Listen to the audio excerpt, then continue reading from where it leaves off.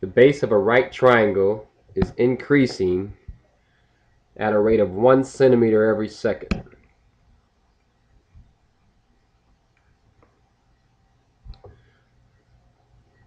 So we have a right triangle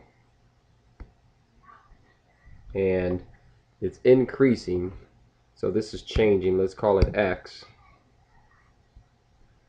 And the height of the triangle is staying constant. So we're going to call that 4. At what rate is the angle opposite the base? The angle opposite the base. That would be this angle here. Let's call it theta.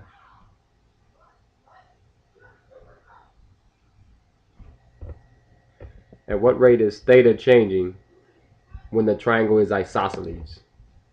So here's the changing picture. The hypotenuse has nothing to do with it. This is the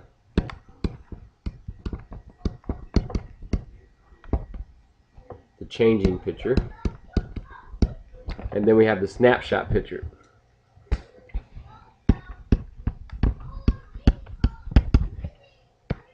So that's the changing picture. Now we have the snapshot. That'll be when it's isosceles. What does isosceles mean? That means two legs are congruent. And so a right triangle is isosceles. That's a special triangle. That's a 45, 45, 90 right triangle. Where if this is going to stay at 4, well, it doesn't look like it, but this is also going to be 4. I should have kept it the same height as this other one here. That's okay though. Then what is that angle? The angle theta. So X is 4 at that snapshot, and then theta is 45, but we have to use pi over 4. We have to use radians when we're talking about length measurements and angles from here on out. Now, what we need is a relationship between theta and x. Now, we don't have to go to law of cosines. It's not necessary. When we have a right triangle, we just use trig. How and theta and x related? X is the opposite to theta. So, since you have the opposite and 4 is adjacent to theta, you don't need to involve the hypotenuse. I mean, you could, but you don't need to. And so, the best equation that we can put together would be that the tangent of theta is x over 4.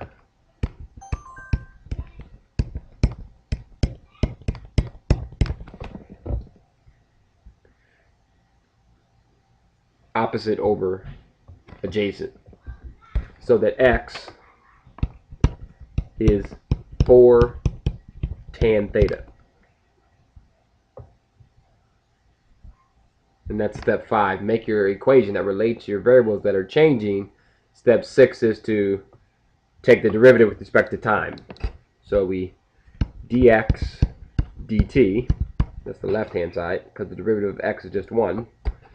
The right hand side, keep the 4 there. The derivative of tangent is secant squared. And then we d theta dt. So our job is to find d theta dt, and we have dx dt. Dx dt is 1 centimeter every second. So 1 is equal to 4. Now, what about the secant on pi over 4? At that instant, we're talking about pi over 4. What about the secant on pi over 4? Well, the secant on pi over 4 is equal to the reciprocal of the cosine. And so that would be 1 over the square root of 2 over 2. That's the reciprocal. So 2 over the square root of 2.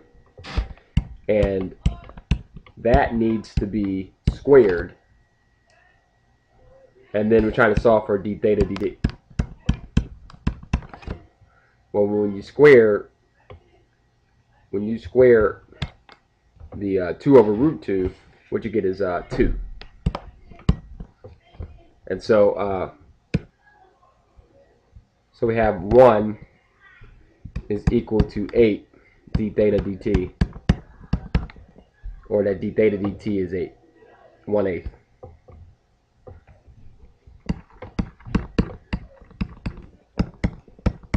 The units, radians, because that's the angle measure. Radians every, what's the time measure? Seconds. Radians every second. And that's the answer to the question.